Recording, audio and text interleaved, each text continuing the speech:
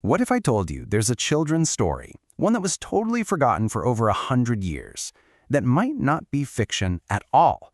What if it's actually a blueprint, a message planted in the past, just waiting to be activated in our time? Today, we are diving deep into one of the most bizarre and honestly compelling theories the internet has ever cooked up. So, the whole thing kicks off with a coincidence so weird it feels like it just can't be real. On the left, you've got this fictional character from an 1893 novel, a rich young kid named Barron Trump. And on the right, the very real son of a US president, Barron Trump. One is from a forgotten story, the other is a household name. But trust me, the name is just where this rabbit hole begins. So that's the big question we're really digging into here. Is this just a one-in-a-billion fluke of history, a crazy coincidence? Or are we looking at evidence that our timeline was somehow engineered? Our investigation really gets going with two very strange, very obscure novels from the tail end of the 19th century. And according to the theory, these aren't just books. They're a literary blueprint for the future. The author was this guy, Ingersoll Lockwood. Now, he was a lawyer, not some famous writer, and his books, they were not hits. Critics called them fantastic and grotesque, and they basically disappeared into the dustbin of history. For more than 120 years, nobody thought about them, nobody read them, until internet sleuths dug them up right after the 2016 election. And that timing? Well, that's a huge part of the theory. And this is really the heart of the claim. The idea that these books weren't written for people in the 1890s. They were a time capsule, a kind of dormant prophecy, just waiting for the right moment and the right people to show up and unlock what they really mean. Okay, so let's get into the clues, because this is where it gets weird. The fictional Barron Trump lives in a place called Castle Trump. Yeah, a little on the nose, right? But the really wild part is his guide. The guy who starts him on his journey is called the Master of all Masters, and his name is Dawn. And where does this incredible journey to other dimensions kick off? Of all the places in the world Lockwood could have picked, he chose a very specific one. The portal to this other world, the very start of the adventure, is in Russia. A detail that would have meant almost nothing back in the 1890s, but today, that carries a ton of geopolitical weight. But wait, it gets even more specific. Lockwood's other book, The Last President, describes a deeply divided America right after a shocking, really controversial election. He writes about these massive protests and riots breaking out in New York City, specifically on Fifth Avenue, the exact location of Trump Tower. So let's just lay all of these parallels out. We've got a main character named Barron Trump, living in Castle Trump, mentored by a guy named Dawn. His journey starts in Russia. A future election sparks protests on Fifth Avenue. And then, the kicker. The final detail from The Last President is that a member of the new administration's cabinet is named Pence. I mean, when you see it all laid out like this, the idea that it's all just one big coincidence, it starts to get a little harder to believe. Which, of course, brings up the next logical question. If we entertain this idea for a second, that these books are a blueprint, then who built it? Who could possibly have the technology to send a message like this all the way back to the 1890s?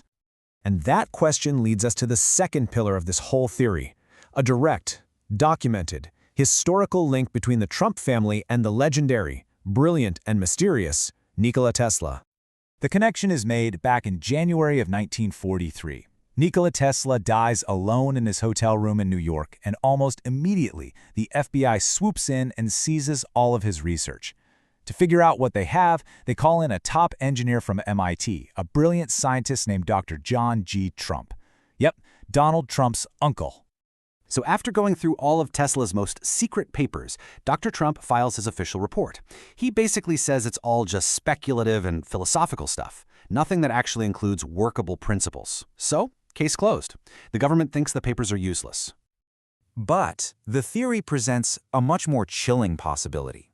You have the official story on one side, the papers were just ramblings. But the theory argues the complete opposite. That Dr. John Trump, an expert in this stuff, recognized technology that was light years ahead of its time, maybe even the blueprints for a time machine, and that his report wasn't an honest assessment. It was a cover-up, designed to hide that incredible knowledge from the government and keep it for himself. And that's the crucial link. This one historical event provides both the who and the how. The theory says the secret to time travel was acquired by the Trump family way back in 1943 and has been secretly passed down through the generations. All right, so we have the supposed blueprint and the historical connection. But for any of this to hold water, there has to be a mechanism. How would a Tesla time machine even work? Well, according to the theory, the answer was hidden in his most radical, out-there ideas. So let's try and break down the theoretical physics here. Step 1. Open a portal. The idea is you use these huge, rotating magnetic fields to literally bend space and time around you. Step 2. Achieve stability. The problem is, Earth is hurtling through space, so if you time travel, you'd end up in the void. The solution? Lock onto the planet's own natural electrical pulse, using it like an anchor. And step 3. Pick your target. Use focused energy waves, kind of like a cosmic remote control, to select a precise time and place in the past. Now, this idea of global resonance is the absolute key. Tesla actually believed the Earth itself could be made to vibrate like a giant tuning fork.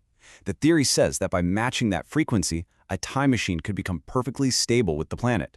It's like having a gyroscope, but for a journey through time instead of space. And that brings us to the grand synthesis. This is where all the pieces of the puzzle, the forgotten books, the family connection, the secret technology, all come together into one cohesive, mind-bending loop.